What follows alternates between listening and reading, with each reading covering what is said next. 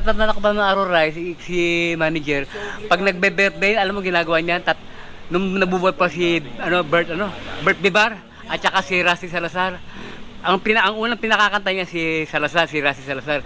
Pagkatapos ni Rassy Salazar, si Bert Bibar, pakakanta niya. Ako yung panghuli, sabi niya, Orlando, halika. Bakit po, manager? Kumanta ka ng paborito kong kanta, yung kay Frank Sinatra. Ano po yung title?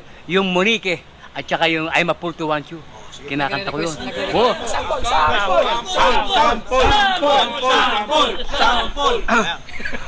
When they see Monica, perhaps they'll understand. Dalawa mag-well ka dyan? Monica, I've hungered so for this. Monica, I didn't know or care. But why am I dancing? My friend may well demand. I'll tell them, Monica, have my hand.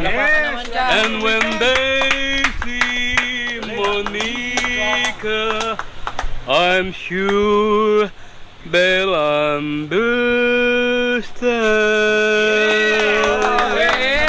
Lamig. Paborito na FPJ sa Oh, tsaka yung I'm a Fool to Want You.